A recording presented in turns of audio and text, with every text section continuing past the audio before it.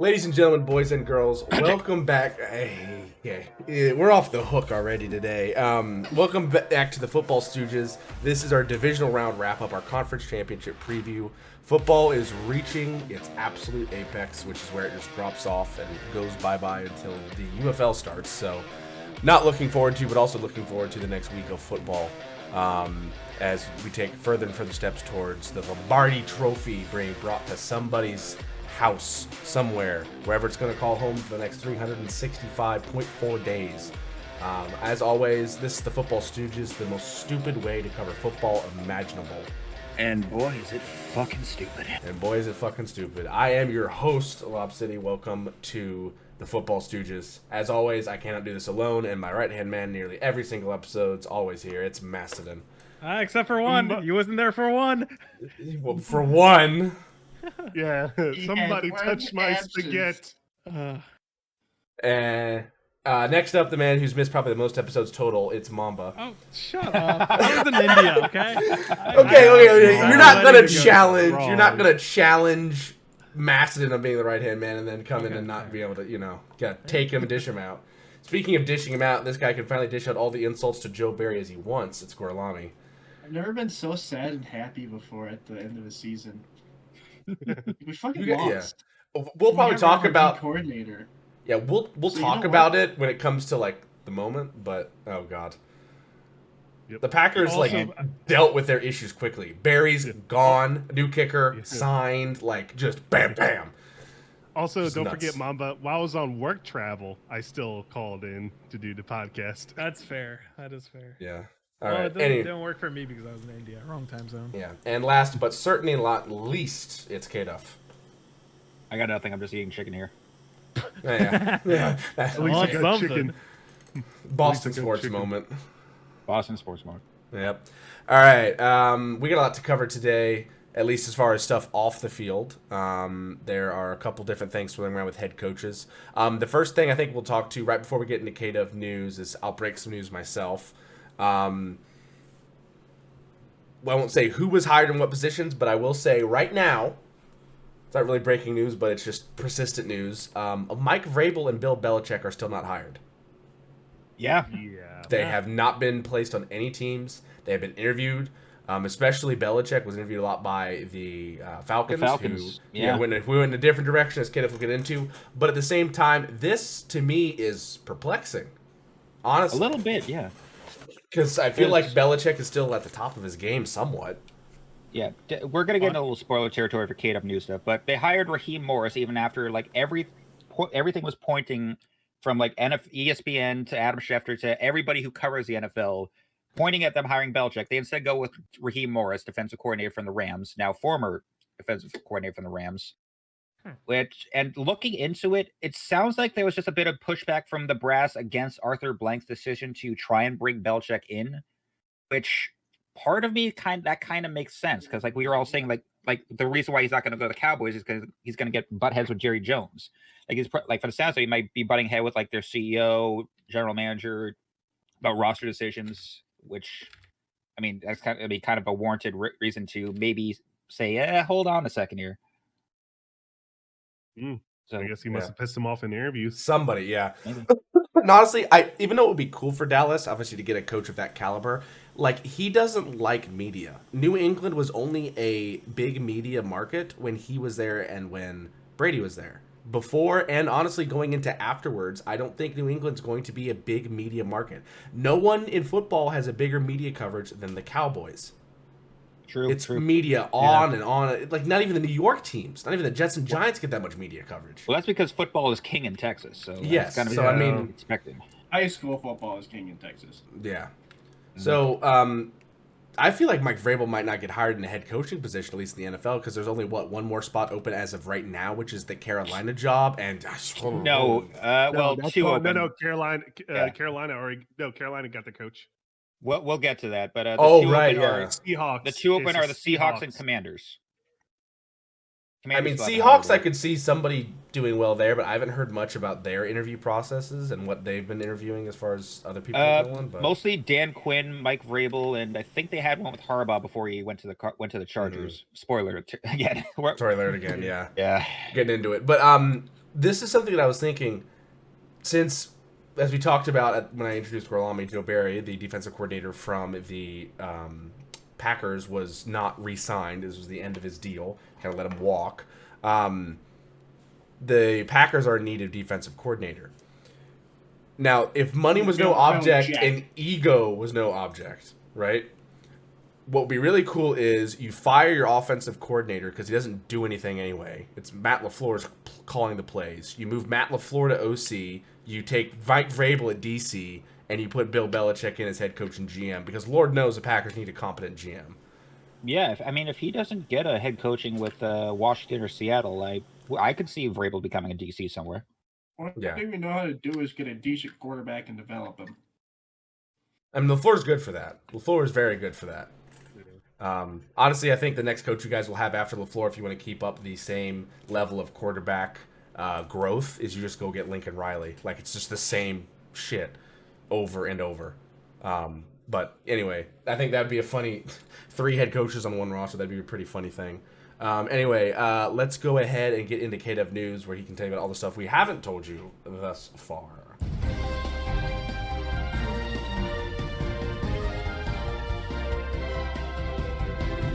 Just getting it ready here. So we're gonna just get some of the stuff out of the way that doesn't have to deal with coaching stuff.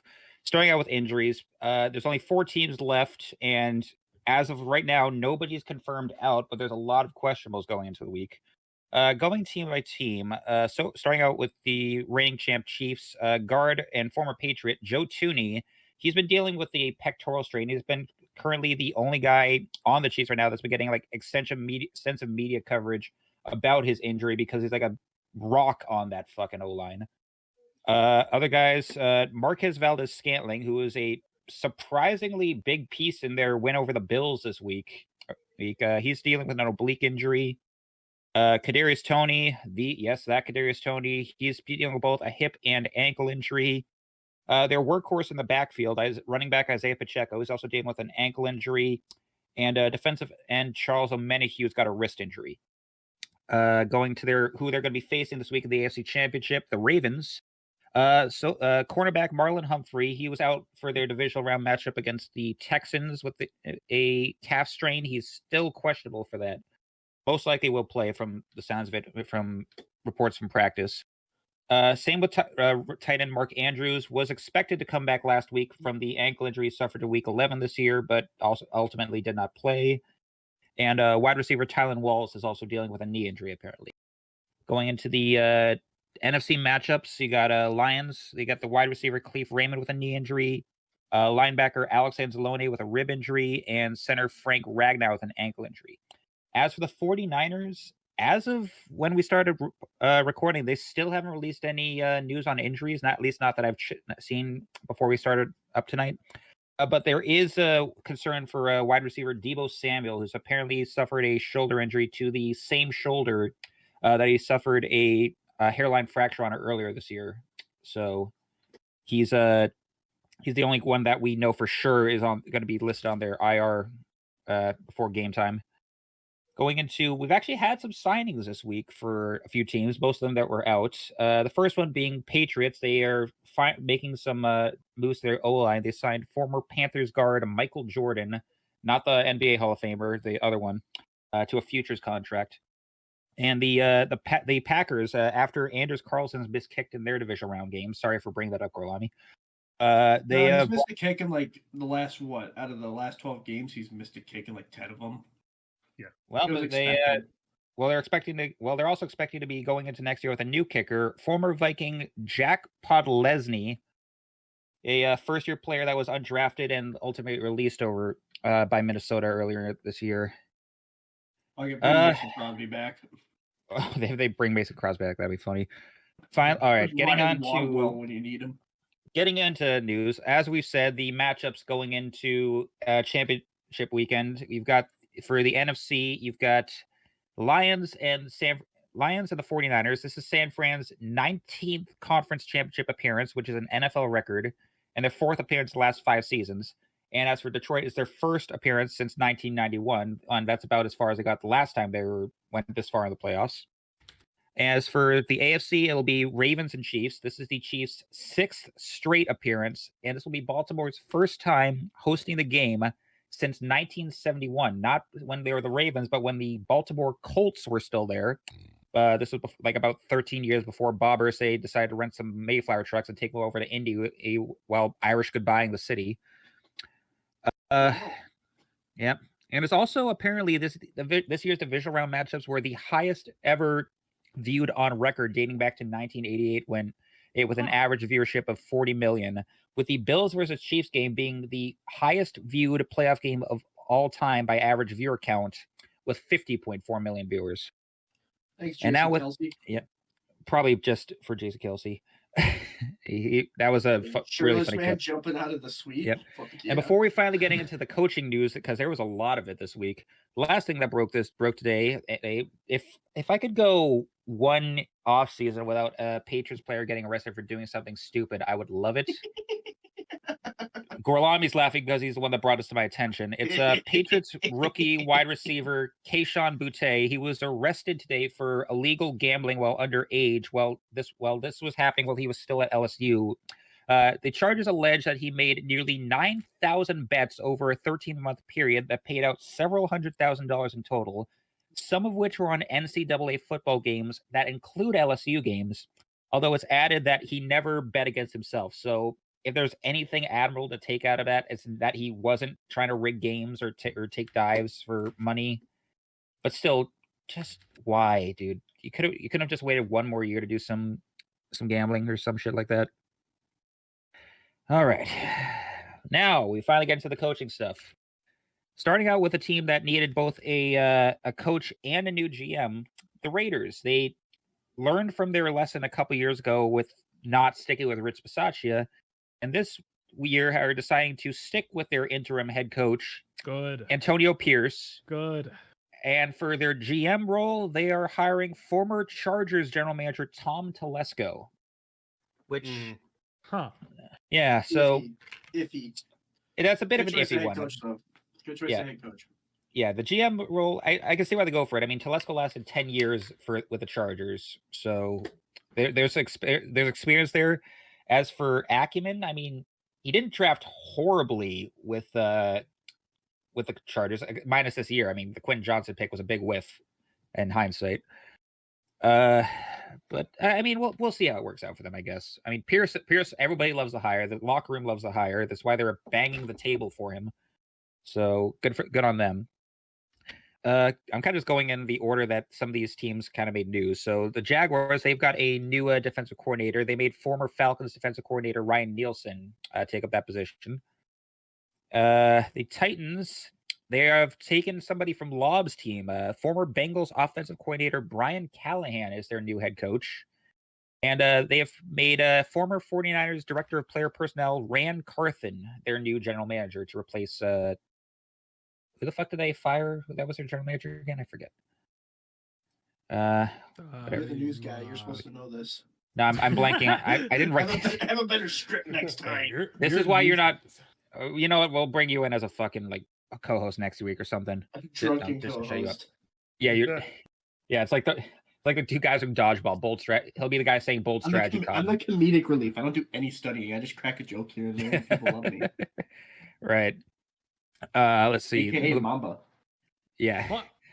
Next team. This is something that actually happened today. The Panthers have brought in a new head coach, offensive coordinator from the Buccaneers, Dan Canales.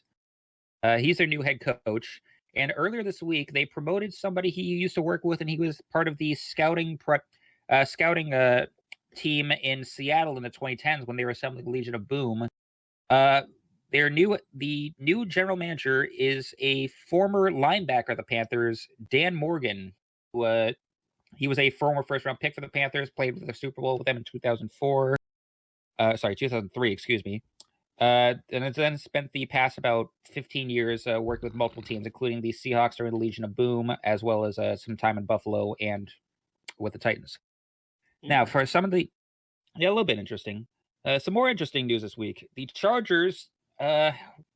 What can we say about the Chargers and charging? It's blowing a 27-point lead to the Jaguars in the wild card. It's taking a timeout and costing yourself a chance in the playoffs the year before. It's firing Marty Schottenheimer after a 14-2 season. I think we're going to finally see an end of that because they have brought in their new head coach, former University of Michigan head coach Jim Harbaugh, which is on a 5-year deal. No word about monetary gains from that. But Lob, you're a Michigan fan, and how do you feel about this? That's a question, Lob. Wait, sorry, what? Sorry. How do you feel about way to listen to the news, Lob. Yeah. How do you feel about Harbaugh going from Michigan to the Chargers? Hold on. Okay. He's gonna go scream. Yeah. I mean, Are you done with the news segment? No. Bro. No, because I have a beer. I have a beer here I was gonna Love that, chug. bro. I was gonna have a beer here I was gonna chug about it, but there's no camera angle, so yeah. No, I mean, All right. like, Harbaugh left a good imprint on Michigan. He brought the program back into a success after Lloyd Carr. We had rough seasons with Brady Hoke and Rich Rodriguez. So we brought the program back, and honestly, we're probably going to hire Sherrod Moore, who was the offensive coordinator that was stepping in for Harbaugh when he was out for his suspensions. So the NCAA wanted him gone. The NCAA doesn't like him. He's not going to fit in LA at all. Like, Harbaugh, like, not to get political or anything, but Harbaugh, after he won the national championship, 2 weeks later, was speaking at a pro-life rally. So I don't know what the fuck he think is gonna happen in LA, but all right. So I mean, I think he'll do great. He's a good coach. He's coming in as the highest winning coach in the NFL currently, which is ridiculous. But I mean, he did a great imprint. He left a great imprint on Michigan. He's one of the better Michigan coaches of all time. Got us a national championship first time since '98. Yeah, I mean, Can't be salty about it. Yeah, I can't be salty about it. Like the guys had a pretty decent success in the NFL. The only reason he got kicked out of the 49ers was because of the Jed York power struggle back in like 2015 or whatever that was. So, but yeah, I mean, it's good for him to see him back in the NFL. I mean, this is a guy who's taken teams to playoffs, to a Super Bowl, to an NCAA championship title. So I think this could be positive for the Chargers for once in their goddamn lives.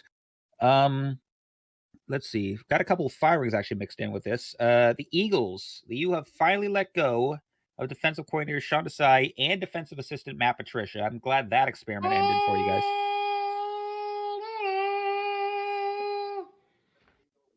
Thank you, Maston. Oh, thank you, Maston. That was exciting. Yeah. And just to dip into who is replacing them real quick, the Dolphins have let go of defensive coordinator Vic Fangio, who sounds like there's a little bit of turmoil against him in the locker room in Miami. So they're going to. So he's actually left to be close to his family, who happens to be living closer to the Philadelphia area. So almost less than a day later, he is now being signed as the new defensive coordinator of the Eagles. As for their new offensive coordinator to replace because it sounds like they're moving on from Ben Johnson or Brian Johnson, excuse me, I'm blanking on the name. Whichever Johnson is a offensive coordinator in Eagles land right now. It looks like they're going to be looking on for former Chargers offensive coordinator Kellen Moore as their new OC. That's it. At least that's who they're targeting from rumors right now. Let's see. And as we mentioned, like even after multiple interviews with Belichick, with guys like Tom Slowick from Texans, the Falcons have hired former Rams defensive coordinator Raheem Morris as their new head coach. It's not actually his first time at that position. He apparently served as interim head coach in 2020 following the mid-season firing of Dan Quinn at the time. And the big one that Gorlami has been happy about, the Packers finally fired defensive coordinator Joe Barry after 3 seasons of fucking up their defense. Okay. Not fired. Just did the smart thing and wait till his contract was up and then said, hey, get the fuck out of here. That's essentially fired, yeah. So they did the Steelers method, Not essentially, rehired. firing their coaches. Yeah. And well, given the fact that we still have to pay Bakhtiari, have to pay money for Rodgers. Yeah, but as we were bringing up too, the only 2 coaches that everyone was expecting to get jobs after they were fired, Mike Vrabel, Bill Belichick, they're still not hired by any teams right now. The only ones that are available. I was gonna say, is there any other teams that need coaches? The Seahawks and Commanders are the only two teams left that have head coaching positions. Bill Belichick would never go to the Commanders. Maybe Seahawks. Well, Bill there's Belichick also- to the Michigan Wolverines. Well, there's would a be rumor funny. that has also been coming up that suggests head coach of the Chiefs, Andy Reid, may consider retirement after this season. Yeah. Do How the the math. fuck does Andy He Reid? is old. That's how old Belichick is going to be. Belichick's career in coaching would span an entire NFL Hall of Fame head coach's career. Belichick started Yeah. before, and if Reid retires, will go on after Reid has coached an entire Hall of Fame career as a head coach. That's ridiculous if that happens. Yep. Yeah. It would be ridiculous if that happened. Like he's just waiting in the wings until Reid actually retires to just swoop in. Like, I hear you need a new head coach over here, or we're on to Cincinnati, and that's all I got. I would be really glad if Belichick became the Bengals head coach and Zach Taylor was moved to like assistant GM or something. I don't know. Just I fired just by want- promotion. I mean, like we hired in the quarterbacks coach, which I mean the offense is going to stay the same, and everyone likes the quarterbacks coach. Like Burrow has a good relationship with him, and I get that. But like, if I see Yeah, we were actually targeting 85 Steve. screens What's wrong with the screen, in a dude? game again, like, oh, Play the TikTok. yeah, it's. I'm depressed. I don't know. I don't know. I don't know. All right, I don't let's even know go what that means. ahead. Let's go ahead and get into the crossover grid, and then we'll go over the scores. All right, first round pick for the Okay. Bears. Everyone. I mean, just Justin Fields, I guess. I don't know. Mitch Trubisky. Mitch Yeah, Mitch Trubisky. That'd be good. Um, First round pick for the Vikings. Randy Moss. Jared was Allen. Chris- I was gonna say Christian Ponder Adrian just for the meme. Peterson? I think Jared Allen was a first rounder. Was he? No, Was he he? wasn't. No, Oh, okay. Christian Ponder. Wasn't Justin Jefferson picked? Yes, he was. Christian Ponder. Oh, Mark Sanchez. Mark Mark Sanchez. Sanchez. Butt Sanchez. S-A-S-A. And There you go. There he C-H. is. Oh my Uh, god, that picture. Peanut He looks like the Tillman. great Khali. What Tillman, the Tillman. fuck? Yeah. Tillman.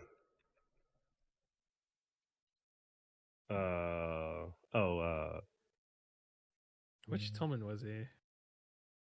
Charles Tillman. Not Pat. Yeah, Charles Okay. Tillman, yeah. 10 career interceptions. Minnesota. Ooh. Did Patrick you Harrison Peterson? Smith? Actually, yeah, let's see Patrick Peterson.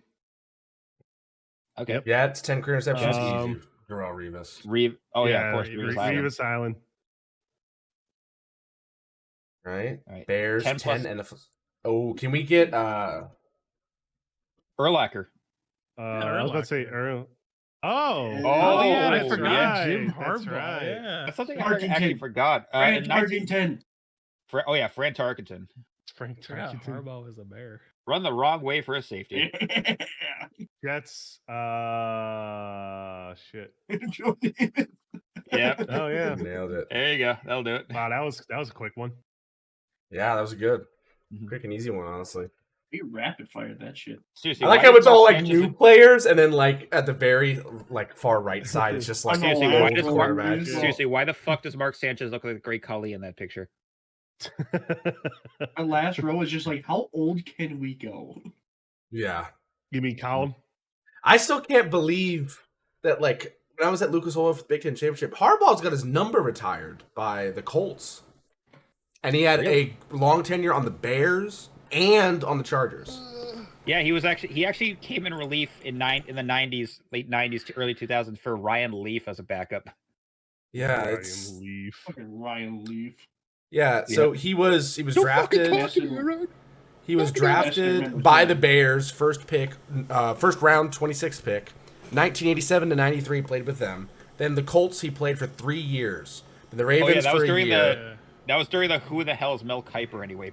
Yeah. Played for the Ravens in 98. Then in 99, he played for the Chargers for a Flash, year. question. Then played for the Detroit Lions practice squad in 2001 before signing with the Panthers for his final season in 2001. Then coached at Western Kentucky as an offensive consultant. Then the Oakland Raiders quarterback coach from 2 to 3. Then the San Diego Toreros head coach from 2004 to 2006. Then eventually to Stanford for 3 years, for the 49ers for 3 years, for Michigan for 8 years, from 2015 to 2023, and then now he's the coach of the Chargers. I did not feel like 8 years he was in Michigan. That's there were crazy. some bad years, man. There was some bad. There was rumors he was going to get fired the COVID year. You yeah. watched like Jim Harbaugh recruitment videos? No, I can't. I don't know how the fuck they work. They're the cringiest shit you will ever see, but you know what? It has to work. They want to. He is a goofy guy, dude. Like the amount of times I've watched him on the sideline, like I've seen him a few times, obviously in person, like decently close to the game, like in the tunnel and everything. I actually did get to like he barely like shakes hands with people, but one time after a really close win, put my hand out, I actually got a dap up from Harbaugh. That was fun. But he is goofy. He didn't wash that hand for a month. 100%. He did not wash that hand for a month. It was like No. that one fucking episode. Yeah. It's No, like it was black and smells awful. It was. He's just so goofy. like always wearing the khakis, always super tucked in with the shirt where it looks like he can't breathe, super tight belt. Every time he's on the sidelines, he has hands on his knees, like chewing just a wad of gum or chewing something, just like massive. And then like, you ever seen that one meme picture where he's just like looking at the camera?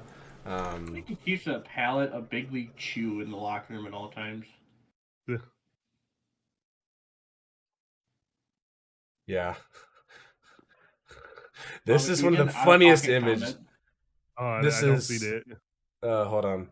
Bring There it we up. go. Once you see the image, you gotta think of that.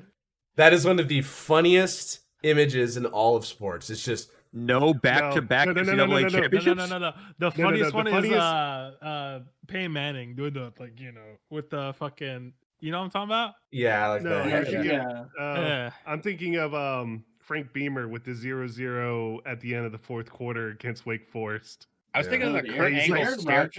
Aaron Rodgers and Patrick Mahomes were like on the ground after they got their shit rocked. They're still pretty I was actually funny. thinking Yeah, like like the Rodgers, Kurt like- Angle staring meme where he's like, Or the one where Gronk's getting tackled and the guy's just got like full on pants down, just all of Gronk's ass in the picture. All right. Anyway, let's go ahead and break down the scores. We have 4 games to cover. It was divisional weekend, so not many here. We're probably starting to eke into the shorter podcasting episodes now, but it is what it is. Football's winding down, but also winding up at the same time. Playoffs are weird. Anyway, CJ Stroud hates playing Harbaughs. He did not play well against Jim Harbaugh at Ohio State when they were playing Michigan, and now he's lost in the playoffs for the first time in the NFL against his younger brother, John. Houston Texans 10, Baltimore Ravens 34, 24-point win for the Ravens. Probably the biggest win in this division. All the rest of the games were close. This one was close going into the second half, and then the Ravens fucking ran away with it. They knocked the dust off the cogs, and they just fucking floored that bitch. That's all right? experienced always team one against game. unexperienced. there's always one game like that every Without playoff Mark where it Andrews. looks like it's going to be an even team, and then another one just immediately pulls away and leaves the other in the dust. Yeah, no Mark Andrews for this. I think also another reason, even though it's experienced and unexperienced team, the Ravens defense is just terrifying. Good. Roquan Smith and Patrick Queen as your 2 middle linebackers, especially in this day and age where linebackers have to be a weird fusion of Brian Urlacher and Fred Warner, where they can cover and they can hit people hard, and you have those 2 guys. It's disgusting. It's fucking disgusting to have them both on The a team. secondary wasn't even too bad, even with missing Marlon Humphreys on. They're Exactly. not allowed to hit, but the problem is also they're not allowed to hit like Brian Urlacher anymore. You are. You just have to Unfortunately not. hit certain spots. You can't hit like Brian Urlacher to somebody's head, but if you hit like Brian Urlacher right here to somebody, there's barely anything people can do if you give the receiver just enough time to Brian compose himself. Urlacher him right in the kneecap. Well, yeah, the Lions are good at that. Anyway, Stroud, 19, Good at that. 19 for 33 for 175 for a 5.3 average. No touchdowns, no picks, no sacks, 72.2 rating. Had a decent performance, a lot of incompletions, but again, there weren't many open receivers just because of the situation that we're going on here. Running the ball was 14 total carries for 38 total yards between Devin Singletary's 9 for 22, Stroud's 3 for 9, and Derek Ogumbole's 2 for 7.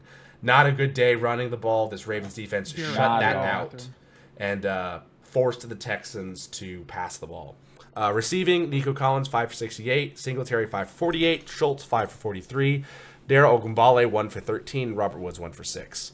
For the Ravens, Lamar Jackson 16 for 22 for 152, a 6.9 average, 2 touchdowns, no picks, 3 sacks, a 121.8 rating.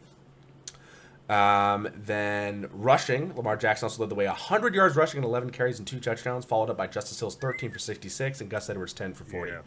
That Houston Texans defense is set up to be a very good pass defensive setup. They have great pass rushers, pretty good secondary that could use some improvement, but it's good. They cannot stop the run well enough against a team that can run the ball very well. Obviously, the Baltimore Ravens are a little more unorthodox in how they do it with Lamar and other guys, but at the same time, giving up 100 yards to one guy plus 100 to the next 2 guys is nuts. That is a lot of rushing yards. Kind of reminds me of the Seahawks from last year that could not stop the run no matter how hard they tried.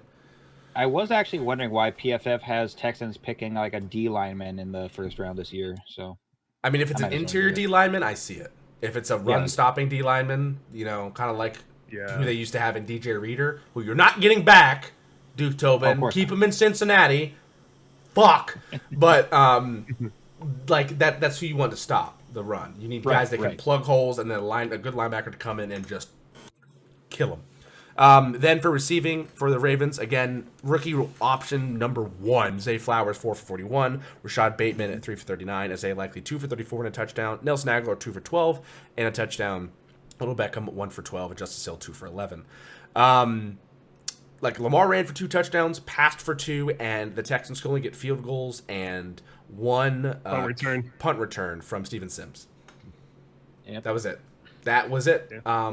The Texans have come a very long way. This is not a failure of a season. Obviously, you want to win a Super Bowl every year, but at the same time, it's probably the brightest spot they've had in a decade in Oregon. Oh yeah.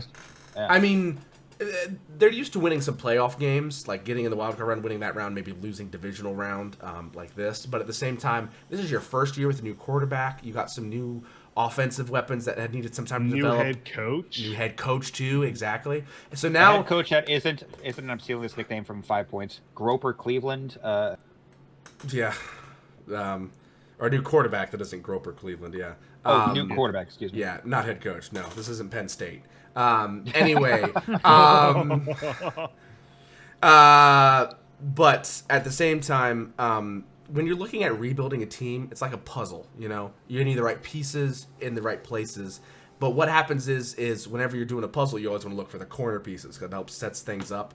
In an NFL rebuild, your corner pieces are always having good coaching staff, good quarterbacks in those areas. So OC, DC, head coach, and quarterback. And it looks like they have the corners set up. And now they're just going to get the rest of the pieces in the middle. They have good receivers already. Running back room could probably use a good 2-back rotation. Maybe Singletary's that too, and you get a number 1 running back there somewhere. The line looked very good. There were a lot of false starts, but again, that's because M&T Bank Stadium was fucking rocking. So that's the thing. But they had an all-pro in Laramie Tunsil at left tackle. The offensive line looks very good. The quarterback system looks very good. Your receivers look good. Dalton Schultz, if you can re-sign him, great tight end option. You just got some things defensively. You got good pass rushers, get some good interior D linemen, more cornerbacks, a good middle linebacker here or there. Yeah. And then you really start to get rolling. You get a few more pieces. This Texan team goes from scary to shitting the bed terrifying. Deadly. Yes. Yeah. So Texans fans, do not take this as a horrible season. Yes, you always won a Super Bowl, but this was an amazing run, and you guys did phenomenal. Mm-hmm. On the flip side for Baltimore... Walk before you can sprint, essentially. Yeah, that's flip side for Baltimore. Second half adjustments, great job. Came out in the first half, things looked a little iffy.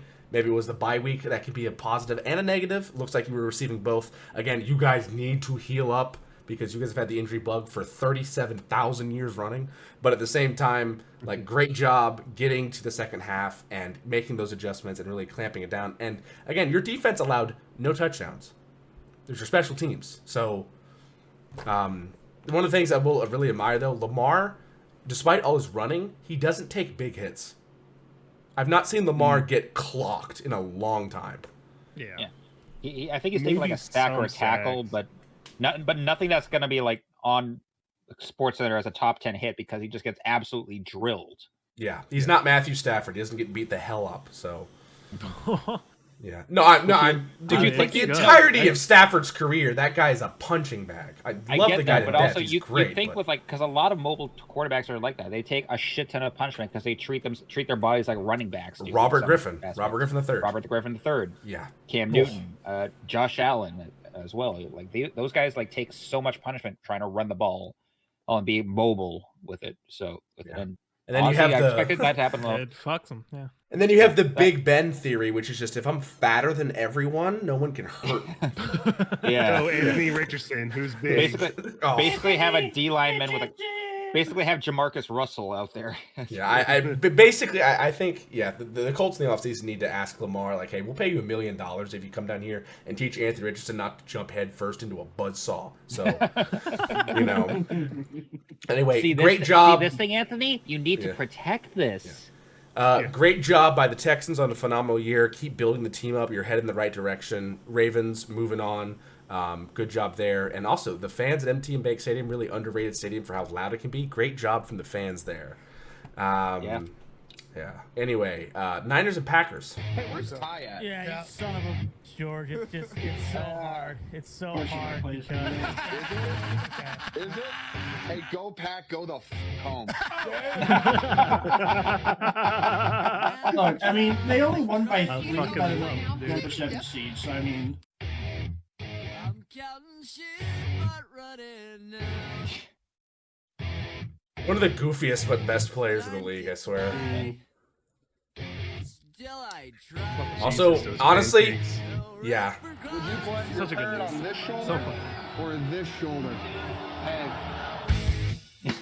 Honestly, I think this is the best thing that I think you can say about George Kittle is a poor man's Rob Gronkowski, and that's no insult. No, not at all. I feel like he's one of the most. Go This ahead. guy has been like in the top 5 tight ends in the league like the past 6-7 years already. Yeah. And he's still what many would consider still in his prime. Like this guy's definitely Gronk-like. Yeah, and I think the reason why Light. well, the thing I No, say like, that is not because he's very, very, very good at both spectrums of the tight end scheme. There's the modern tight ends like Kyle Pitts who can't block for shit, but they can do every route you want them to do. And then there's the old school tight ends like Frank Wycheck, RIP, that are very, very good at blocking and set up, or Mercedes Lewis, exactly. And then you have the hybrids who usually aren't like, who can't touch both ends of the X spectrum, they can't grab onto both sides. And you have guys like, maybe even Gonzalez, even though he's a little more of a receiver than a blocker, but like Gronk and George Kittle, those guys grab both ends of the blocking and passing and just rip them together.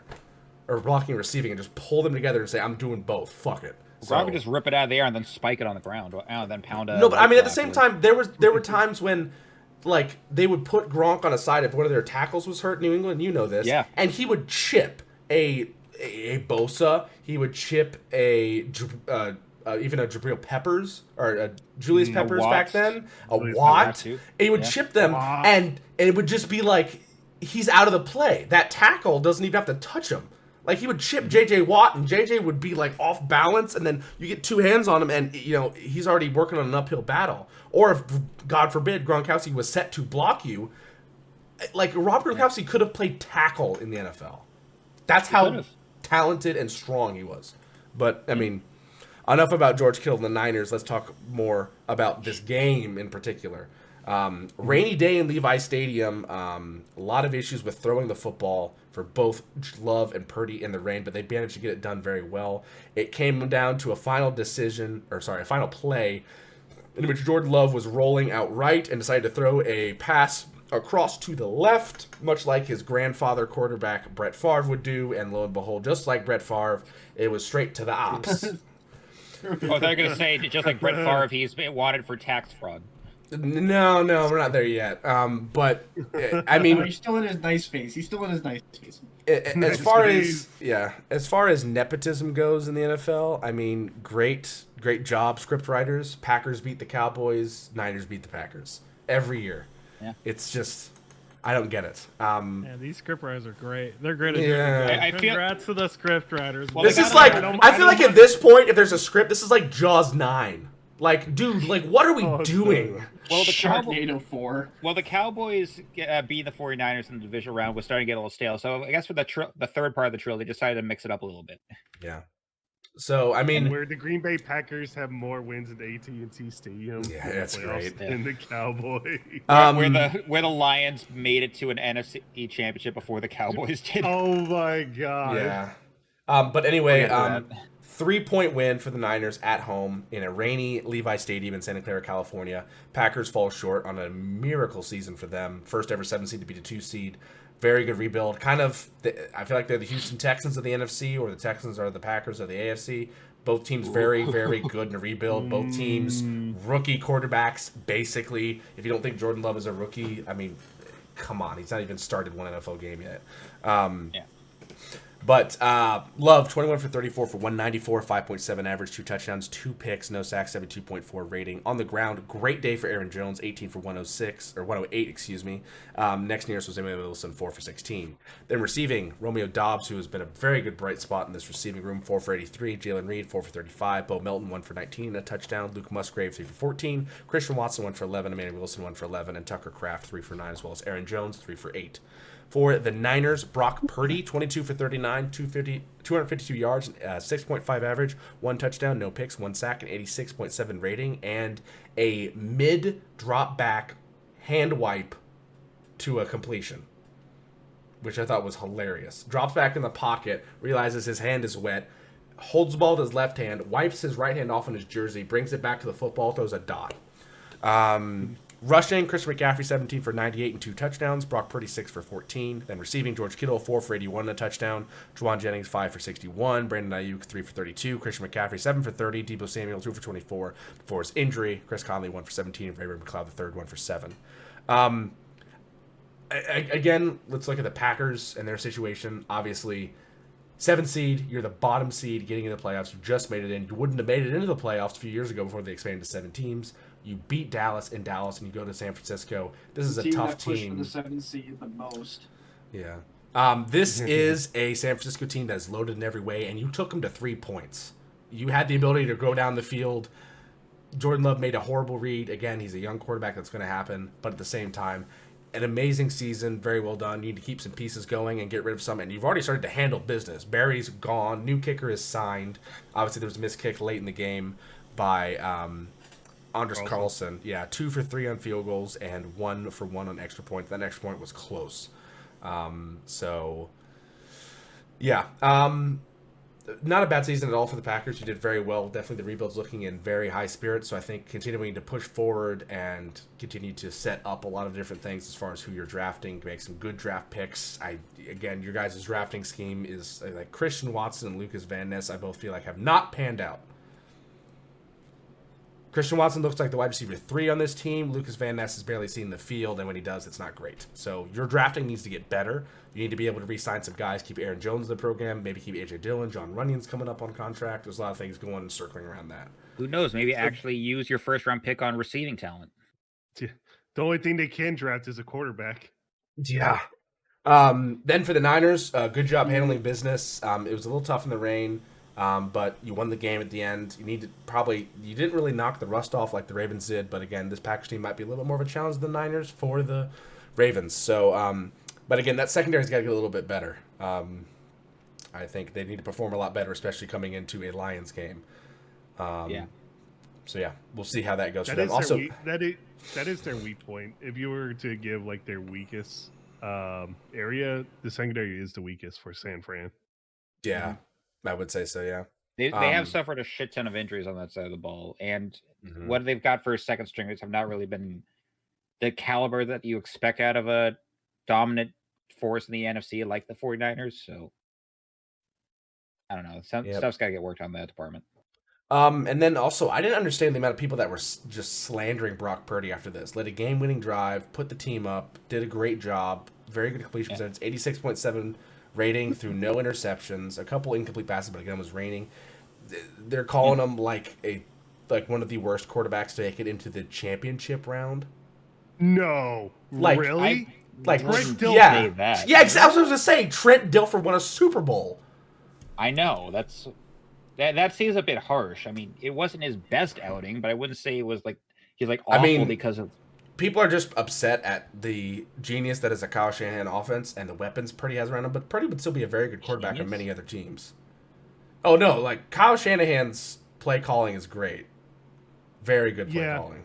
Yeah. A lot of the run schemes and the setups that they do, also being able to utilize a fullback in 2023, even if it's Juice, still amazing usage of all this talent. No, not Juice. Juice check. Not, the Juice is no long should not be loose. We're gonna get on that. No. He lost that. He lost that nickname when the gloves were too tight. So no, Juice is Kyle Juszczyk now for very obvious reasons. Like, I like that actually. Probably a top 10 fullback all time when it's all said and done. Honestly. Also, Brock Purdy's stats isn't bad. It's like he was efficient. You had the rain probably made it. Oh yeah, the rain was has affecting smaller both hands. quarterbacks. He has smaller hands. Makes it a little harder. Kenny Pickett. Brock Purdy has the same size hands as Patrick Mahomes. Exactly.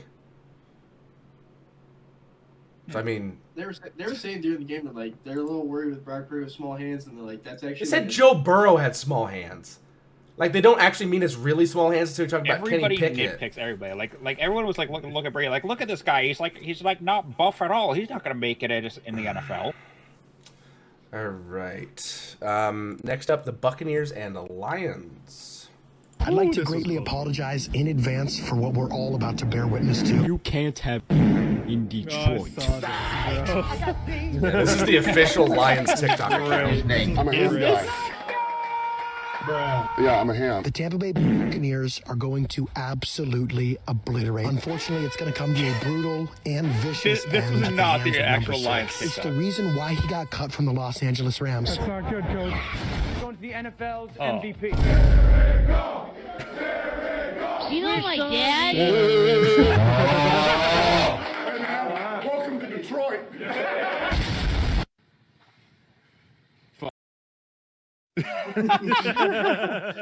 That was the Lions official TikTok account. Oh my god. Jared Goff. Yeah, 31-23 the final score. Out here. 31-23 the final score. Kneecaps were taken. One ass cheek men were beaten to death. It was a moment. Lions did a very good job getting the victory. Oh by my 8 God, points. it's actually them. Yes. Baker Mayfield went 26 for 41 for 3. Yeah, this stat line, though, for Baker Mayfield's nuts. 26 for 41 for 349 and 8.5 average, 3 touchdowns. The 2 picks, not great. 4 sacks, and 94.5 rating. 350 yards. Yeah. Whoa. Ricard White, Lions 9. secondary is iffy. Yeah. That's going to be a big issue. Unless We'll talk about unless that. it's a tight end who's standing straight up. Ricard White, 9 for 55. Chase Edmonds, 4 for 19. And Baker Mayfield, 2 for 15 rushing. Then receiving, Mike Evans had a field day, 8 for 147 and a touchdown. Kate Otten, 5 for 65 and a touchdown. Chris Godwin, 4 for 40. Ricard White, 4 for 36 and a touchdown. Trey Palmer, 2 for 32. Chase Edmonds, 2 for 18. And David Moore, 1 for 11. Then for the Lions, Jared Goff, 30 for 43 for 287, a 6.7 average, 2 touchdowns, no picks, 2 sacks, a 103.5 rating. Then rushing, Jahmyr Gibbs, 9 for 74 and a touchdown. David Montgomery, 10 for 33. Jared Goff, 6 for 6. And Craig Reynolds, 1 for 1 for a touchdown as well. Receiving, Amon-Ra St. Brown, 8 for 77 and a touchdown. Sam Laporta, 9 for 65. Jahmyr Gibbs, 4 for 40. Jamison Williams, 2 for 35. Brock Wright, 1 for 29. Josh Reynolds, 2 for 27 and a touchdown, as well as David Montgomery, 3 for 14. The big thing, I think, with this game that really set the two teams apart was consistency. The Lions were much more consistent on the offensive side of the ball than the Buccaneers, who had some ups and downs. And then I think the home crowd really rallied, obviously, around the Detroit Lions. And pressure on Mayfield was a big thing. 4 sacks. He took 4 sacks to Jared Goff's 2. There was also a total of 8 quarterbacks hits and 4 tackles for loss from this Detroit Lions defense, who has improved a lot. Hutchinson was bringing pressure a lot. Alzone was also doing the same thing. They had got C.J. Gardner-Johnson back, who's going to need to have a big week next week. But again, it is what it is. Looking back in the season for the Tampa Bay Buccaneers, I mean, you won the NFC South. Good job. You took a lot of young pieces. Maybe Rutgers could have won the tough. I mean, good job knocking off the Eagles, who probably went into the biggest skid since a plane, downed in the Hudson River. Okay, I didn't know where you're going there. I was wondering where you. They're gonna pull a McDermott for a minute. No. Nice shot, McDermott. The Eagles went on a big skid. Obviously, we talked about. So the Buccaneers got the win there. So the 2020 Pittsburgh Steelers. Yeah. Exactly. I got one question. One Baker. Serious Okay, go ahead. inquiry. So we saw with Tampa and Lions playing, tickets skyrocketed, right? Yeah. If the Lions make the Super Bowl, how many fucking Lions fans are gonna take a mortgage to go to this game? How many? I want to know. I want to see a stat Oh my sheet. God. I want to know. I want to see the statistics. My car for a Super Bowl ticket. Where is it at? I'll take a nosebleed for $10,000. Come on. Let's hit up the This banks. is a 2006 Honda Civic. Let's figure it out. It's only got 200,000 miles on it. I get going to the clapped game out. is nice, but unless you have good seats, Yes, I it's feel like on it's better cinder blocks. watching it Every at car in home, Detroit is. Yeah, I kind of don't want to go to an NFL game in general. Like I'll I've go gone to a Browns couple games. NFL games and they're nice, but if you're going to the Super Bowl for that much money, I get if you want to go to your team's game, you can find a cheaper ticket. That's nice, even if your team's got a sold out field every week like Lambeau. College game, they're cheaper. True, but at the same time, the NFL atmosphere can be nice. But again, college is a better atmosphere. Bar for free, maybe spend $20 on beer and traditions. wings and more, rather than the $10,000 I need to go to get a hotel and tickets to a Super Bowl game. Dude, you go to an NFL you go to Lambeau for example. Yeah. I've been to a couple Packer games and it's you go and get a beer at Lambeau, it's $8-9 for a beer. You go to the bar down the street, $6 a beer. It's Jesus Christ, you're still paying an arm and a leg for this shit. Yeah. That's because you're Wisconsin. It's Jesus Christ, you might as well get a tailgate spot and make your own goddamn Bloody Marys. Yeah, real talk with the Buccaneers though. I think the only major question for them going into next year is: are you keeping Mike Evans? He's had a pretty good year. Yeah. Even I think with you still do. He's still producing. I mean, you obviously. And he's leveled off a little bit more. He's not as much of a hothead as he used to be. Yeah, but at the same time, also you look at Evans, who's still very good and still should have an NFL contract. Obviously, hopefully with the Buccaneers. But then you also need to look at who you're going to bring in around him. You're going to probably try to keep Tristan Wirfs and then the Ryan Jensen issue, what's going on there. But then your quarterback. I think he's done. I think that was his career last year. Baker Mayfield, do you keep Mayfield around? Do you draft somebody new? He proved to be a very solid guy. So he's still young. No, I don't think I think they're going to stick with Mayfield after this season because he was great. Honestly, when everyone thought he was going to be hot trash. So yeah, you try to get him more consistent, build up that defense again, kind of get some secondary guys, rushing. Get a good two-back system going because it's just Rashad White right now, and probably it is just Rashad. Yeah, maybe some better scheming too because whenever they run the ball, it's the Tom Brady style of just hand it off from a shotgun. There's not much going forward. With Canales out to take the job in Carolina, whoever comes in as the new OC might actually go with something like that. So maybe I guess we'll just have to wait and see. Yep. Then for the Lions, good job advancing. Obviously, this is your first NFC Championship in a long time. I think since the 90s. Since 91, since 91. 91 was the furthest they got, and last time they made it that high. So you have the opportunity to go to your first Super Bowl ever, and you got a juggernaut in front of you in the Niners, which we'll talk about that matchup in a little bit. But good job with the win here. Your defensive secondary has got to play better. But Goff had good production there, very few mistakes. Your run game looked good. Could be a little bit better, but still looked good enough. And your receivers looked great. And I lost a tweet for it, but there's already somebody who's already made a permanent prediction on his arm that the Detroit Lions are going to win a Super Bowl. There's already people getting the Lombardi Trophy of the Lions tattooed on themselves, saying yeah, we're definitely winning. That's definitely putting your cart before the horse.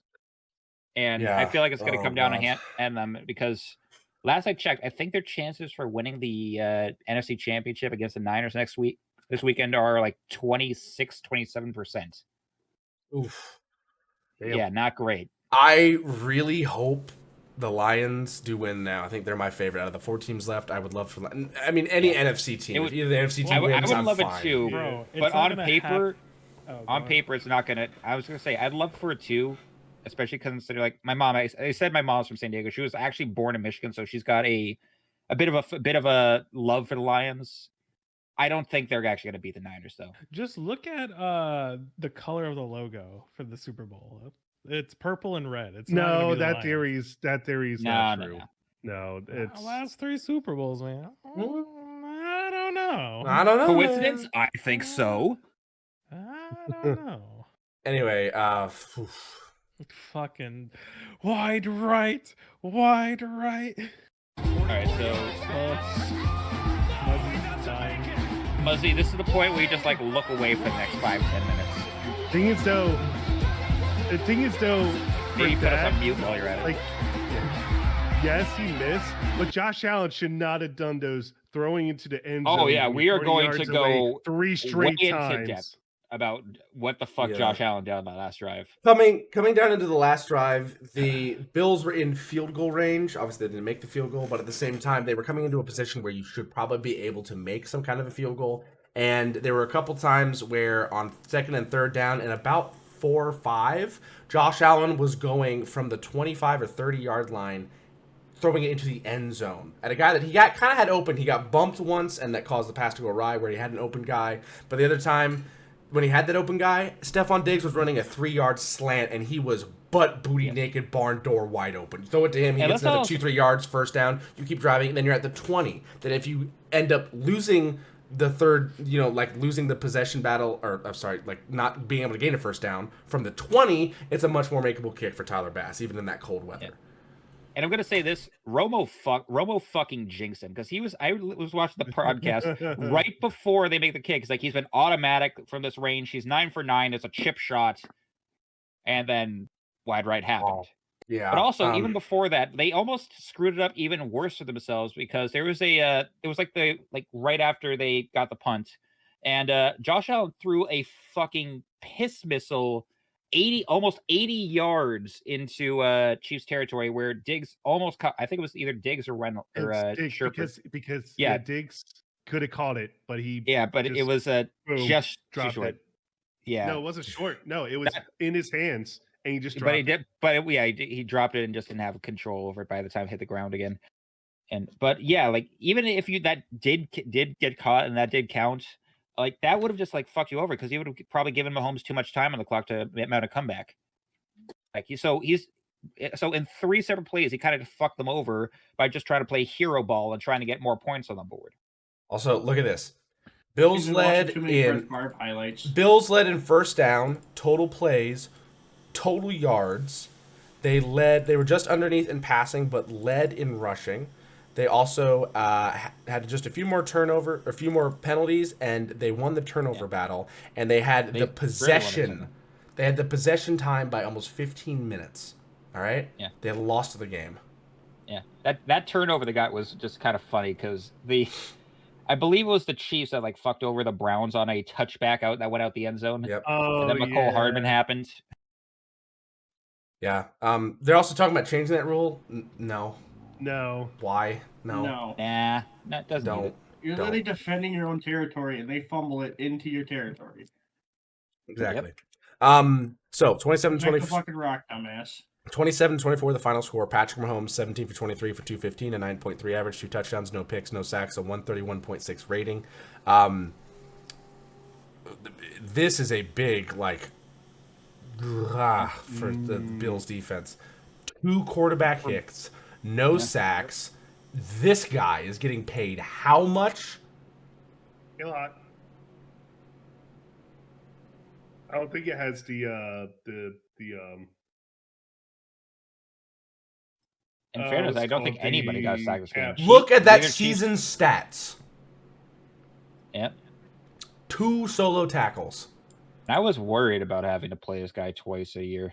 Yeah, and he only played in 3 games in the regular season, then the divisional round, and the due to injury and also being a scratcher, being a fucking idiot and beating up his baby mama. Yeah. So, like, one of the worst investments Buffalo has ever made is Von Miller. Like, he had been nothing short of disappointing to straight out horrible. It's certainly been a bit of a flop of a signing. Then for rushing, Pachenko 15 for 97 and a touchdown. Edwards-Helaire 2 for 31, and Patrick Mahomes 6 for 19. Receiving, Travis Kelce 5 for 75 and 2 touchdowns. Valdez-Scantling 2 for 62. Rashee Rice 4 for 47. Noah Gray 3 for 16. Isaiah Pacheco 1 for 14. And McCole Hardman 1 for 2. For the Bills, Josh Allen 26 for 39 for 183, a 4.8 average, 1 touchdown, no picks, no sacks, and 86.1 rating. He also was the leading rusher. Sacks this game, huh? Yep, 72 yards with 2 touchdowns and 12 carries. James Cook 18 for 61 yards on the ground, as well as Ty Johnson 7 for 40. Good rushing attack from them. Didn't really pan out when Josh Allen was only looking downfield, nothing short. Receiving, Dalton Kincaid 5 for 45, Khalil Shakir 7 for 44 and a touchdown. Latavius Murray 3 for 27, Stephon Diggs 3 for 21, James Cook 4 for 21, Ty Johnson 1 for 14, Trent Sherfield 1 for 7, Dawson Knox 1 for 4, and Dante Hardy 1 for 3. Again, Buffalo, Josh Allen going for the long shot in that final drive multiple times, rather than trying to incrementally push up the field, I think is not a smart move there. I know people say he's a gunslinger, but a lot of times his decision-making to me is not the best. And that's rough. I think also Buffalo has taken a step back this year. Stephon Diggs has been nowhere to be found. They have good tight ends in Kincaid and Knox. And their best receiver now looks like Khalil Shakir because Gabe Davis shows up once every 4 games. And then Von Miller, who is your biggest paid defensive player, is ass. Micah Hyde looks like he's going to retire. So you got all this surrounding, and the team is falling apart at the seams. You got to do something to keep this together. I would recommend trading Miller and Diggs out of the offseason immediately. Get them from Adam Schefter. The key free agents this offseason for the Bills: Gabe Davis, Micah Hyde, Leonard Floyd, Dane Jackson, AJ Espinosa, Taylor Rapp, Daquan Jones, Jordan Phillips, Shaq Lawson, Trent Sherfield, Poona Ford. Like they are going to be losing a lot of pieces in this offseason. Yep. I think this might have been the last chance they had. Show of hands. Who thinks that their Super Bowl window is closed? Not with Josh Allen there. It's not closed, but it's closing. I'm saying Super Bowl, not playoff window. No, Super Bowl is possible. I mean, this team already was better than the Bengals team that made it to the Super Bowl, I think. I think they'll be good for a while, just not Super Bowl contender. It's a tough division now because you got Rodgers coming back and retooling and possibly going to trade for Devontae Adams. Then you also have the Dolphins, who are the Dolphins. Yep. And then whatever the fuck the Patriots are doing. I don't know how long it's going to take for the Patriots to get back to contention level. Honestly, you say I'm happy about the Jerome Mayo hiring. I'll be happy about it when he actually gets us back to 500 again. Also, I'd say this: we'll wait with the Jets until they get an offensive line. That too. Yeah, I will agree. So a lot of issues to address with Buffalo in the offseason.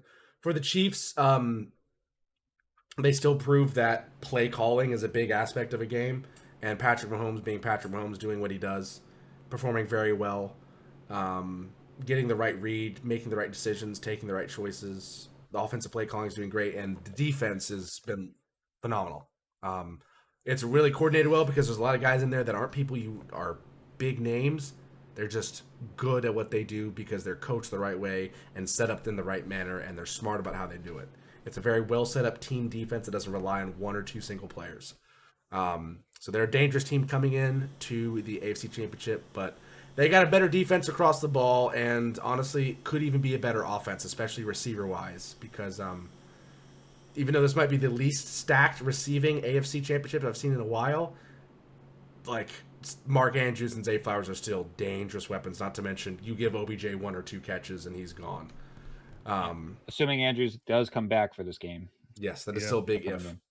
Big if. All right. Yeah. That wraps up our coverage of the divisional round. We're going to move on to the championship round after a couple more segments. We'll start out with some predictions for next week as far as gambling goes with Gorlami.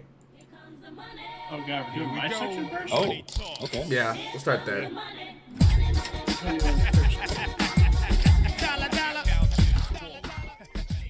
Oh, you got 2 bets, huh? Hold on. Oh, is that not the right one? Oh, no, you're the right one. Oh, whatever one you want. No, that's not the right one. There it is. Okay, starting off. Sportsbook. Something I can't do. I had to go to the casino to do. And that requires me to drive like an hour or so. Wait, what? I can look at all the fucking sportsbook bets, right? Can't place them on my phone. I gotta go to the casino. Which casino did you go to? I didn't go to any. This is off of DraftKings. Oh, fuck. I can download the app and look at everything. Cannot place money. Huh. It's weird. Anyways, okay, we'll start with the Kansas City Ravens. I did one for each game, a different type for each one. The 3 picks here. I'd say take the under on the Ravens for the spread. The under there. Under on the money line for the Ravens. 'Cause I don't know. I just feel like the offense isn't totally complete. Like, yeah, you got Patrick Mahomes, but the Ravens also have a very just scary fucking defense.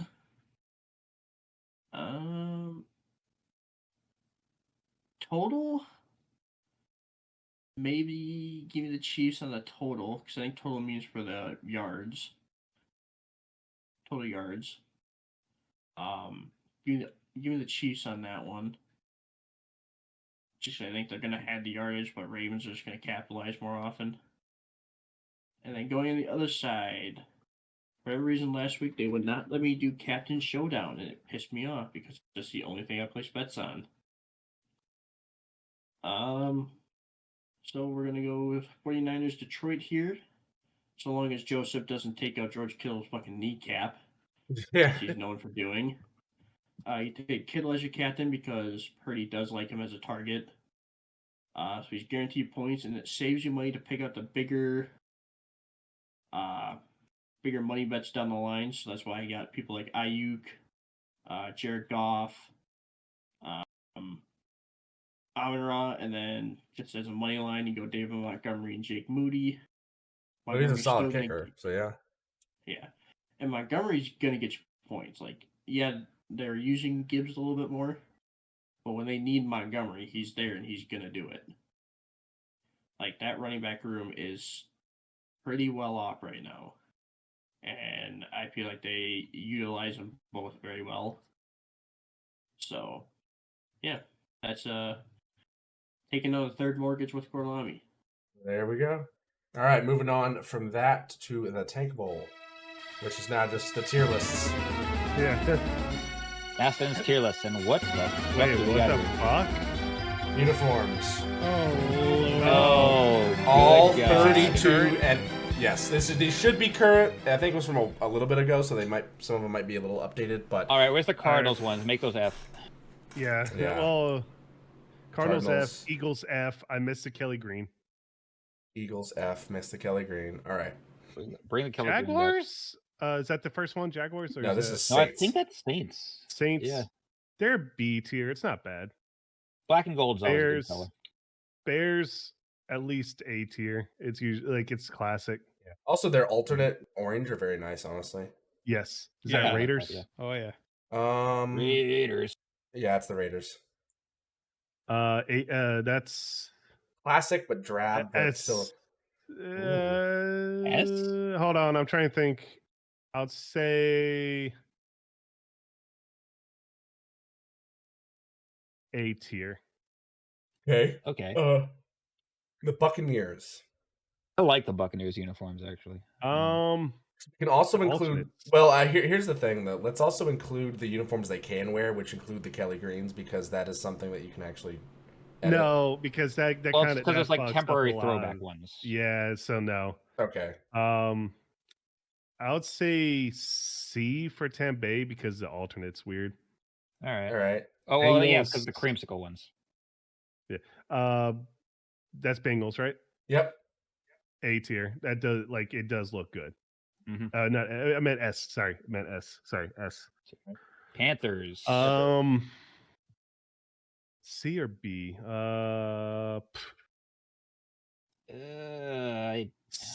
C. It's like it's not eye popping, but it's not terrible. I do like the Blues, yeah. All right, 49ers. 49ers honestly love their uniforms. I like the red and gold combo there. It is. So that's S tier. All right. Dallas Cowboys. How about them cowboy uniforms? F. All right, Broncos country. Let's ride or die. I'd say I don't B. like their. I don't really like their uniforms. Indianapolis. Also, this was kind of me why doing like Blood Bowl minis. Nice. I'm trying Colts to paint ones are Blood Bowl. to me. Hold on, I'm trying to paint some Blood Bowl miniatures as NFL, like at least one color, and that kind of affect my decision sometimes. Yeah. Yeah. All right, Colts. The Colts ones are mid to me. Yeah, it's mid. It's like it's as I said with Carolina, not eye popping, but Atlanta Falcons. I honestly like the one they have that's the red that fades into black. Yeah, that's at least A tier. All right, Houston Texans. C. Yeah, just variations on red, white, and blue. Tennessee Titans. Titans B. They're mid, but I do like the one that's like the light blue with the silver shoulder the light stripes. blue silver. All right, Seattle Seahawks. D. Because of that neon. Yeah. I hate that one too. That looks way too all right, bright. Kansas City Chiefs. C. To me, it's still drab. Lions. All silver. Ultimate. B. I like that. It's not bad. It's not bad. Washington Commanders. Yep. And Jaguars. Really, Jaguars? You put? Oh no, I thought you said F for both. Okay, Jaguars. No, Jaguars. B. I think one of the uniforms is weird. I think that the all teal is weird to me, and I kind of missed the helmet. Kind of like the older helmet too. Yeah. Vikings. C. All right. It's like it's not bad, but not great. Pittsburgh Steelers. I gotta go with A. It's a classic. Pittsburgh. All right. That's New York Giants. Giants. I would say C because it's still just. They're an A if they go back to the Phil Simms era of uniforms. The Lawrence Taylor, True. Phil Simms, those are very good. That I will admit. Miami Dolphins. Guilami, yep. Dolphins. Ooh, their new stuff is D. I miss their old. Dan Marino era Dolphins. Oof, popping. Good. Yeah. Rams F because that's the logo. The new logo and the Ravens that are awful. Ravens are an A. Ravens do usually have banger uniforms. Jets. Jets C. Yep. Old school. The Namath era Jets, much better. Much better. Yes. Mm-hmm. Browns. Ooh. C. Like it's either B or C because it's a classic, but not. Chargers.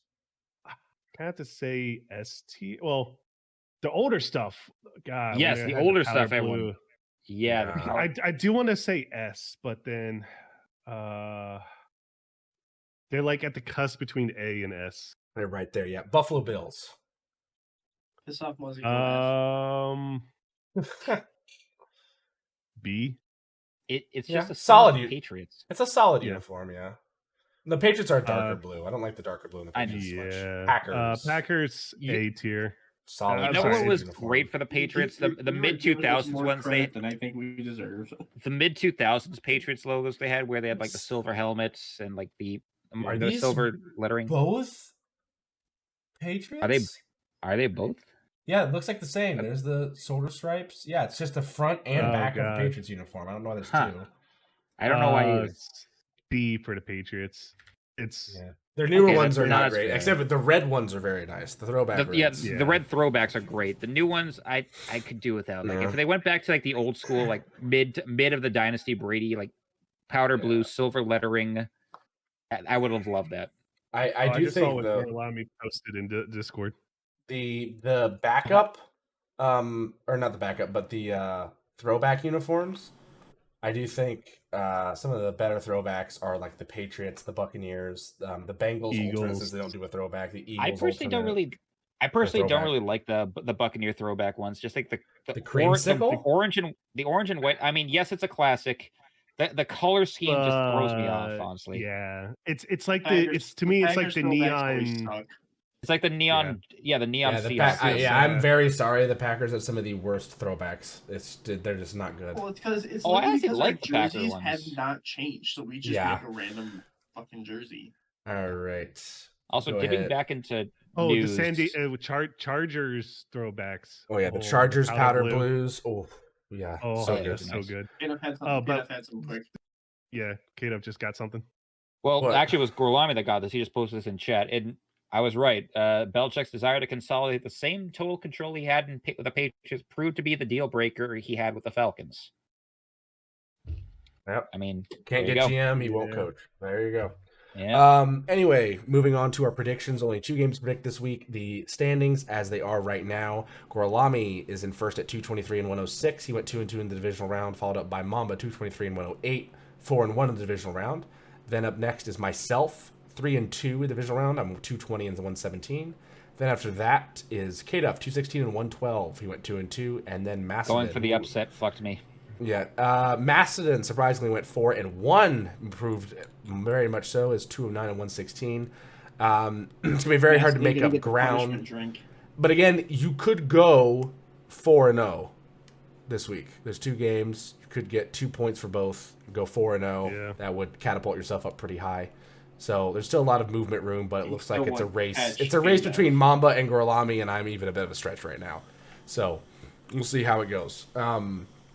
Again, if K-Duff manages to lose both this and the Fantasy League, he's getting shipped a bottle of Malort. All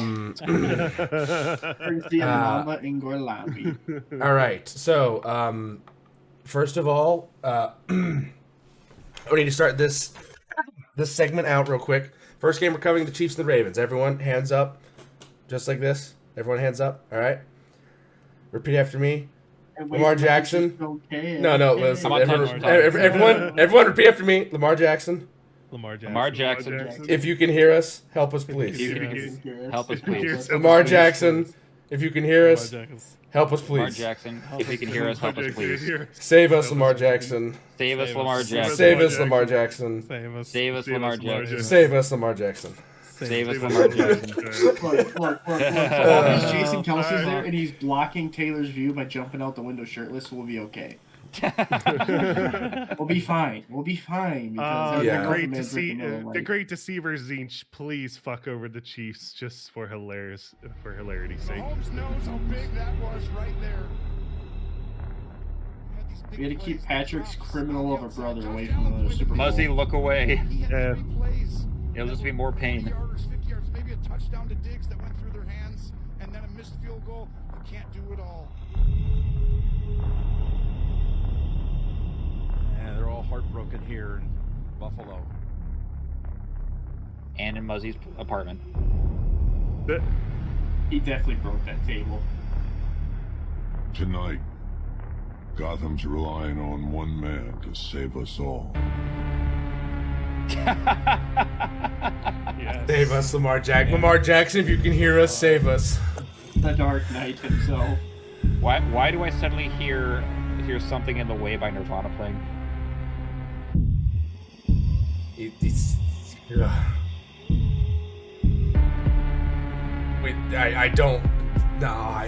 I don't want to see the Chiefs in the Super Bowl again. I'm rooting for Lamar, and I'm a Bengals fan.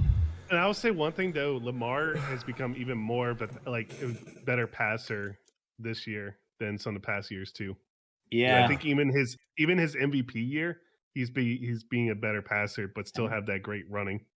I've always said like you're not going to do shit in the playoffs if Lamar isn't healthy, and the one time Lamar is healthy, he is going the fuck off. So, yeah. Will this be the year he finally gets a monkey off his back and beats the Chiefs? Who knows? Hopefully. For that reason, I want the Chiefs to lose. I want the Ravens to win. I really, really, really, really don't want to see Patrick Mahomes in the Super Bowl again. Please. For that reason, I think the Ravens will be able to handle the Chiefs defensively with their very studded defense. They'll be able to get to Mahomes and pressure him. And I think for that reason, I'll take the Ravens by 3 in this one. It's got to be Ravens by 7 for me. I gotta say Ravens by 5. I think the run game's gonna be a little too much for the Chiefs. Chiefs defense good, but the run game is better for the Ravens. I think Ravens defense is better than the Chiefs defense. look, we need to keep Patrick Mahomes' annoying ass wife and piece of shit criminal of a brother out of the fucking Super Bowl. True. And the Ravens by 5. I will go against everything I hold dear and pick the odd number out here to get the win. To get the win for the Ravens. Give me. I also do not want to see Patrick Mahomes in Super Bowls. And as much as I'm not a big fan of the Ravens, give me them by 3. All right, next up, the Lions have their shot. Once again, first time since 91 to reach the Super Bowl for the first time. They're in the NFC Championship. They've been here 19 times before. Yeah, Niners have been there forever. It's a tough challenge for the Lions. The Lions have a very struggling secondary that just got C.J. Gardner-Johnson back, and the Niners have Kyle Juszczyk. They have Brandon Ayuk, Ray McLeod, Dwan Jennings, George Kittle, Deebo Samuel possibly even coming back. They're also Big Cock Brock, Trent Williams. They have Nick Bosa, but Jared Goff's white, so it'll be not as much of a threat. But still, that 49ers defense. Still, that 49ers defense is very good. It's going to take a lot to get things done. However, the 49ers have something that Lions don't have, and that's heart, that's grit, and the ability to tear someone's patella off of their body with nothing but your teeth. The 49ers in this game are going to be missing Deebo Samuel in my superstition perception, and because of that, when people say that you have get the script.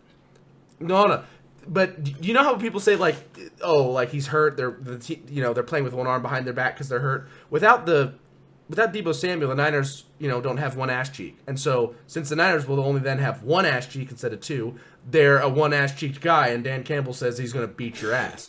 So for that reason, I'm taking the Lions in this one by 10. Lions by 10. Oh god. Mamba has to wait for Mamba's disappeared. I'm sorry. Sorry, Detroit. San Fran just has a more complete team. Nothing against the Lions, but San Fran, close one. San Fran by 4. I'm back. All right. I gotta go with NFC North. Okay, I love the Lions. I really do. Ooh. Dan Campbell's amazing. Okay, they have the grit. Come from they a got Bears the fan. Power. Dude, they've been sucking so much dick for so many years. This is their opportunity. Jared Goff redemption tour, baby. Give me the Lions by 3. Oof. My loyalty goes 3 ways, unless it's the Chicago Bears. But I'll always root for the Packers. I'll say they're going to go 17-0. I'm loyal to the NFC North except picks. the Packers. And I'm loyal to the NFC North except for the Bears because, we own them, so it doesn't even fucking matter anymore. And I'm loyal to the NFC. So that being said, do it, Girlami. Do it. I'm gonna sit on the Mamba side here and get the Lions by 3. The rare time where Mamba and I will agree on something. NFC North boys got to stick together on this. I'll agree on one more thing with you, We got the Bears and we got the Bears and the Packers fan we got to support the NFC North. While you got Lob say fuck AFC North, Gadoff will say fuck the AFC East, and then me fuck the NFC East. I'm rooting for the Ravens. But for the only reason. Okay. Just because agree on Lob that Portugal should be deleted from the face of the earth. I mean Gorlami? Gorlami. Sorry, Gorlami. Sorry. God, I wish Jackson Mahomes was Portugal. He'd give me one more fucking reason. Jesus Christ. Give me another reason to hate. Okay, your prediction. All right. So, as awesome it would be to see the Lions make the Super Bowl, and as funny as it would be to see Kyle Shanahan once again fail at the championship level, just on paper, the 49ers have the stronger team. So give me the 49ers by 10. I'm rooting for the NFC when it comes to the Super Bowl. I don't care if the Chiefs or the Ravens get there. I'm rooting for the NFC. If I'm wrong and the Lions pull the upset, good for them. Conference. I'll be happy. Dude, my conference is the hood. My conference is the hood. Everyone's got that's your division. Everyone's got brass knuckles with just that's your spikes. Division, that's your conference. Your conference is 8 Mile. We get it. Yeah, my division. Sorry, my division. Yeah, the AFC North is the hood. It's not fun. It's an unmodded Gmod server. It's not great. It is not great. First division ever since the 30s to finish above 500, the entire division. Do we have any questions on the last video post at all? Good question. Oh yeah, I have a question. Mamba, what's your player of the week, by the way? Oh fuck. I was in India, so I didn't watch any games, but fuck it, Jared Goff, because I love him right now. All right, there you go. Also, apparently Vince McMahon's been accused of sex trafficking. Wait, what? Yeah, Vince that's McMahon? Elaborate. Oh, is that the leader of the WWE at one point? WWE. Yes. And he was the boss owner of the XFL. And also, no, we don't. That just popped up on my YouTube when I was going through it. And no, we don't have any video questions. Okay. Well, thank you for watching the Football Stooges. We have an action-packed episode, as you have watched, for you, and we'll have another one next week breaking down the possible Super Bowl matchup. It's still have to wait a week because the Pro Bowl is before the Super Bowl. I still don't like that, but we might do something fun for the Pro Bowl. I don't know. Maybe we'll see. But regardless, I play a game before the Pro Bowl. Play a game. Do we want to do, because we talked about it? Do we want to do our Madden tournament maybe next week? Like which Madden? I think what we can do is Madden 22 you can no longer buy, which is a good thing. 23. No, what you can do is, if you sign, we'll talk about it after, but you can sign up for EA Play, which is like $5 a month. Pay for the 1 month, then immediately no, you pay for the 1 month, immediately cancel it. You can pay Madden 22 for that month. I don't want to deal with the EA launcher. That's such a. No, you don't. It is. You shouldn't. Bro, why is Madden 24 $70? That's what I'm saying. I'd rather deal with Blood Bowl 3 than fucking EA shit. Why don't we wait? I mean, I do have Game Pass, so I could probably get 23 on that right now. So, I mean, if we could do 23, I have 23. I have 22. Why don't one of us get like NCAA on like RPCS3? Then we parsec it. We could parsec. I could play the game and parsec it, and you guys could come in and parsec the game. If you know how that works.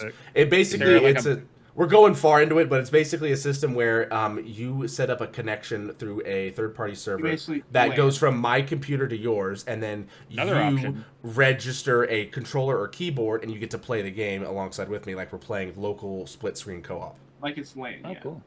Another option. Is there just like a bootleg Tecmo Bowl we can all just download and play through that or something? Maybe. I mean, Madden's kind of the pinnacle of football games, sadly, because EA. Blood Bowl. Blood Bowl. That's more Warhammer than football, but yeah. It's football. One football game. It is, but it's fancy. Yeah. But anyway, we'll talk about that when it's going through. We'll figure out what we're doing for the Pro Bowl week itself, because covering the Super Bowl, even though it's Super Bowl for 2 weeks, gets old fast. So why don't we play Blitz the League? You guys ever played that game? I don't even know. That's the one where you're basically just like murdering players on the field. It's 8-man football. Oh, right. Beat the Murder shit people. out of everybody. Yeah. But regardless, for Macedon, for Mamba, for Gurlami, and for KDF, and for myself, thank you for watching the Football Stooges. We hope you enjoyed the video. Enjoy football. It's winding to a close, but also reaching its apex at the same time. The playoffs are a great time, except if you lose. Sorry, Bills fans, Houston fans, Packers fans, Buccaneers fans. Who did I forget? Forgot somebody. Muzzy. I said Bills fans first, I think. But anyway, enjoy football. It's not going to be here forever. And most importantly, run the damn ball. Have a good day. We actually finished before midnight, dude. I'm Grazi. Please.